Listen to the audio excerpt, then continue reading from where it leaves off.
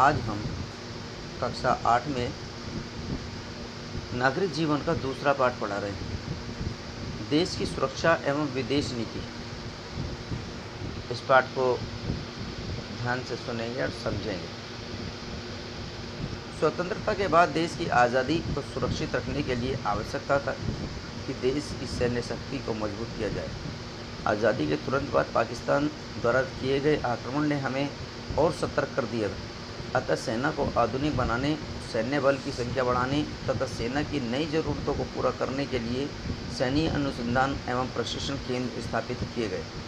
विश्व में हथियारों की होड़ ने देश को आधुनिक हथियारों के विकास के लिए मजबूर किया, जिससे परंपरागत युद्ध प्रणाली के साथ साथ युद्ध के नए तरीकों तथा सुरक्षा के प्रबंध किए गए।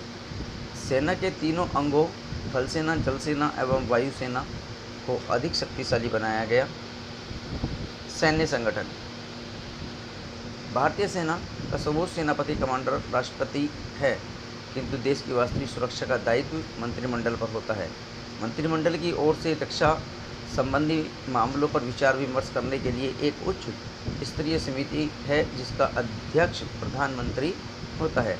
रक्षा मंत्री और रक्षा मंत्रालय इनके कार्य का संचालन करता है और सेना के तीनों अंगों के कार्य की निगरानी रखता है।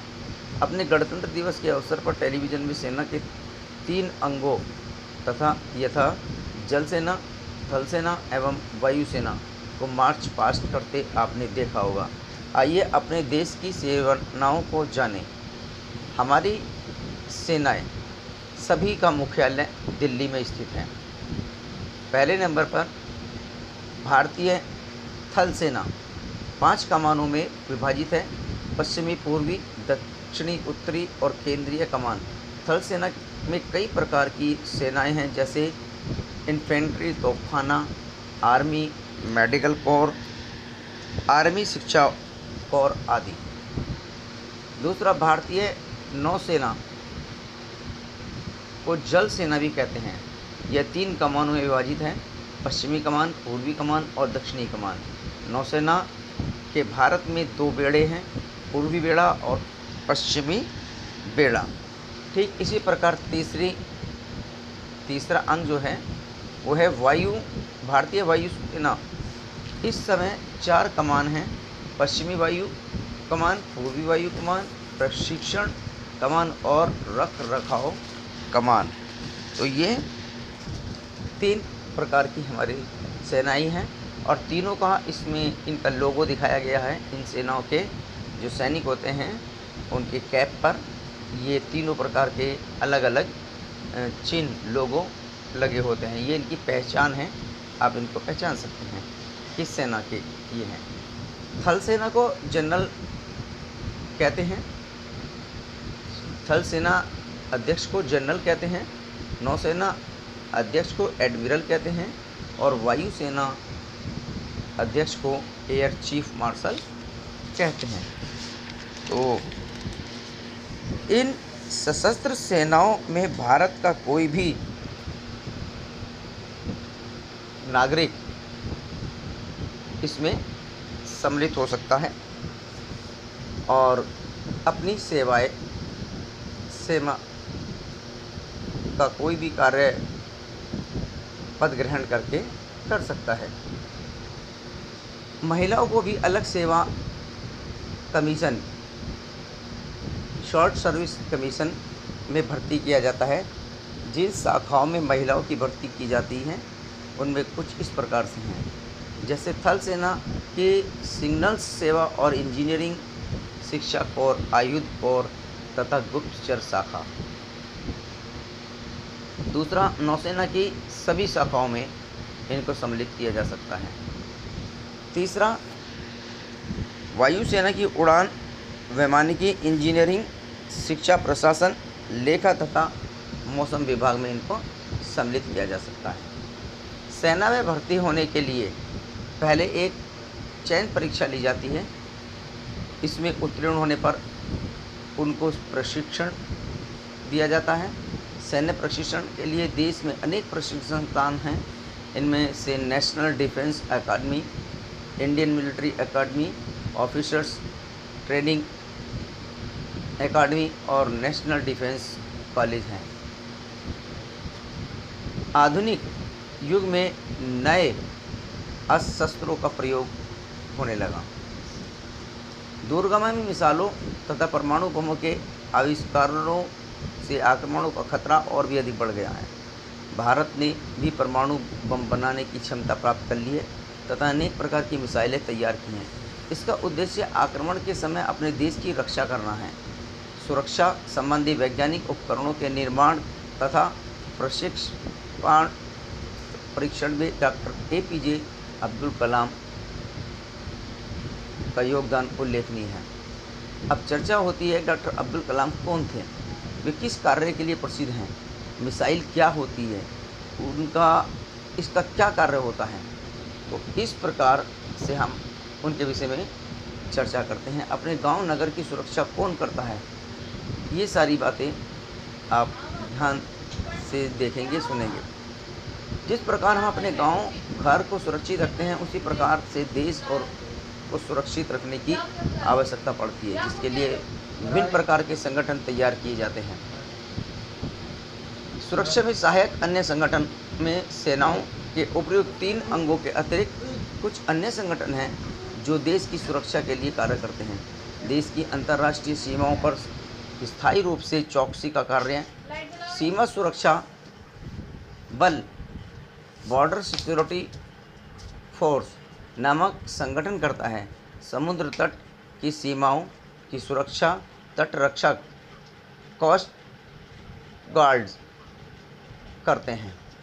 तो इस प्रकार से ये सेना के 3 प्रकार के जो अंग हैं, ये प्रमुख तरीके से हमारी देश की सुरक्षा करते हैं।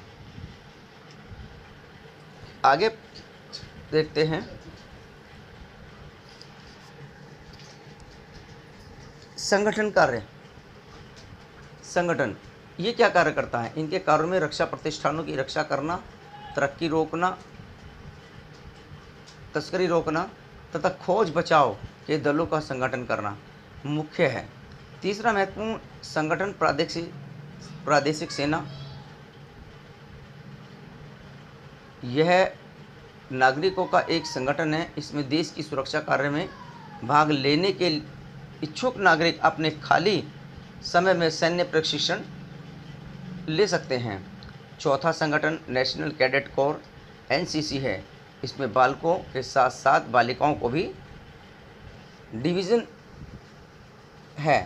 NCC का प्रशिक्षण विश्वविद्यालय स्नातक उपाधि अन्य कॉलेजों महाविद्यालयों अन्य स्कूल कॉलेजों में दिया जाता है। इसी प्रकार उच्च प्राथमिक विद्यालयों में स्काउट्स एवं गाइड्स के प्रशिक्षण की व्यवस्था भी है।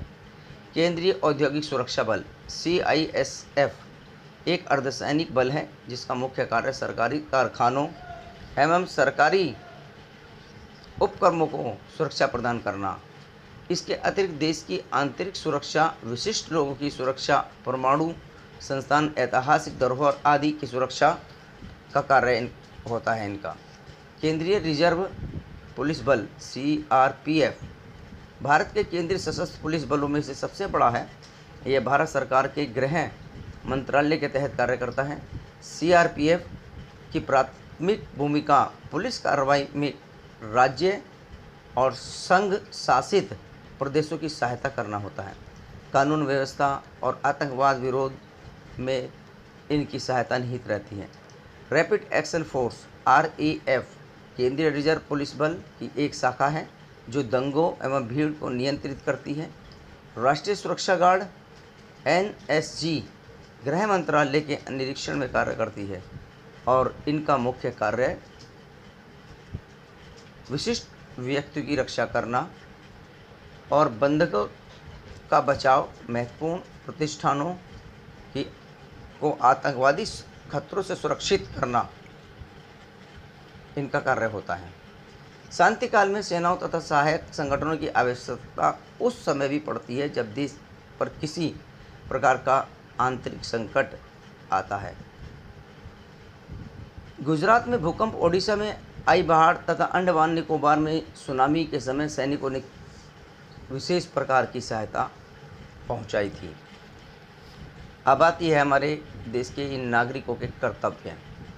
नागरिकों के क्या कर्तव्य हैं? हमारे सैनिक युद्ध के समय तथा अन्य अवसरों पर देश की सुरक्षा के लिए अपना बलिदान करने को सदा तत्पर रहते हैं। कितने ही सैनिकों ने देश के लिए अपने प्राण न्यौछावर कर दिए। उनकी वीरता और त्याग की गाथाएं आज भी सराही जाती हैं। अतः हम सभी लोगों को सैनिकों का सम्मान करना चाहिए और उनके परिजनों को के कल्याण के लिए हर प्रकार के उपाय करने चाहिए। युद्ध हमेशा नहीं होता है, किंतु उसका खतरा तो बना ही रहता है। देश की रक्षा में विघ्न डालने वाले तत्वों पर कड़ी निगाह रखते हैं। नागरिकों का सहयोग करना है। सैनिकों के सम्मान में प्रत्येक वर्ष 7 दिसंबर को सशस्त्र सेना झंडा दिवस मनाया जाता है। आज केवल इतना ही। आगे आने वाली वेला पर भारत की विदेश नीति के विषय में और बहुत सारी बातें बताएंगे और साथ ही इस पाठ से संबंधित महत्वपूर्ण प्रश्नों के उत्तर भी हम आपको बताएंगे। आज बस इतना ही। धन्यवाद।